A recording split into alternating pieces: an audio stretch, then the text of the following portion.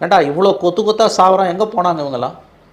அப்போ இந்த மனிதர்களுடைய முகமூடி கிழிந்து தொங்குகிறது. இவர்கள் யாருடைய கைப்பாவையாக இருக்கிறார்கள், யார் சொல்லி இவர்கள் இவ்வளவும் செய்கிறார்கள் என்பது நன்றாகவே தெரிகிறது. உனக்கு ஒரே அளவுகோல் இருக்கணும், இல்லை நீ எல்லா காலத்துலையும் வாயை மூடிங்க இருக்கணும். நீ ஜெயலலிதா பீரியட்லையும் எடப்பாடி பீரியட்லையும் பொங்கி எழுந்தவங்க இன்றைக்கி வந்து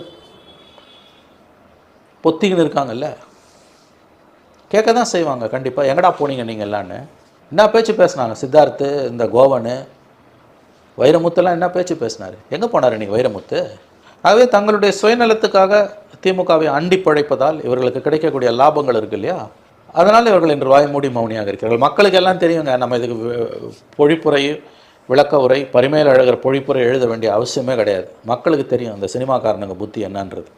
ஒன்று நீ எல்லா காலத்துலேயும் அமைதியாக ஒன்று மதிக்கலாம், தேவையானப்போ கருத்து சொல்கிறது. ஒரே சம்பவம் ஒரு ஆட்சியில் நீ பொங்கி எழுற,